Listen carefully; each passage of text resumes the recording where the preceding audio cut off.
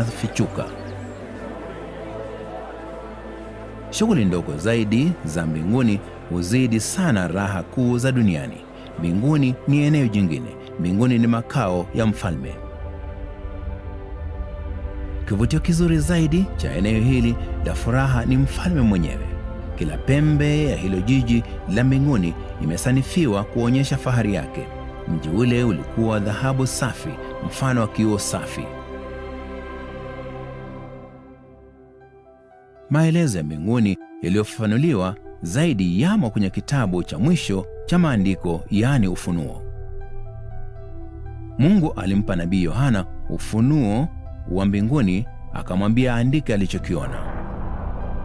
Na tazama, kiti cha enzi kimewekwa mbinguni, na mmoja ameketi juu ya kile kiti, na upinde wa mvua ulikizunguka kile kiti cha enzi, na katika kile kiti cha enzi kunatoka umeme na sauti ya ngurumo.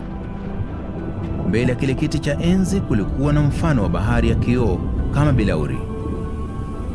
Nikaona, nikasikia sauti ya malaika wengi pande zote za kile kiti cha enzi, na hesabu yao ilikuwa 10,000 mara 10,000 na 1000 mara 1000. Hapo mziki wakisema, mtakatifu, mtakatifu, mtakatifu, Bwana Mungu Mwenyezi, uliyekuwepo na aliyeko na atakayekuja. Maana ya malaika ni mjumbe au mtumishi. Malaika ni roho.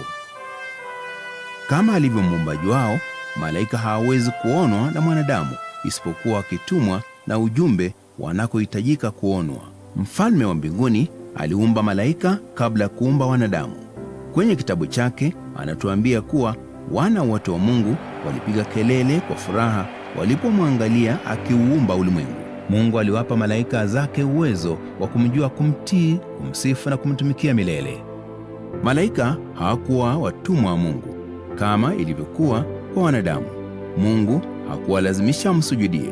Alitaka watumishi wenye furaha na utayari. Maandiko husimulia ya malaika mmoja mwenye cheo cha juu ambaye Mungu alimpa akili, uzuri na uwezo wa kiwango cha juu. Kama unazijua habari za malaika huyu, basi unajua uovu ulitoka wapi. Lusiferi alikuwa mmoja wa malaika wakuu wa Mungu.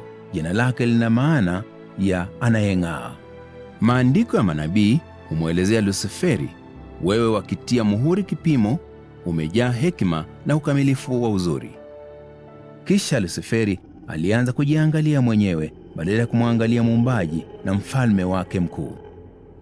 Kwa mara ya kwanza kutokea, kilichoumbwa kikajivuna. Alipofushwa na uzuri na hekima yake mwenyewe na kumsahau aliyemuumba, Lusiferi alisema moyoni mwake, nitakiinua kiti changu juu kuliko nyota za Mungu.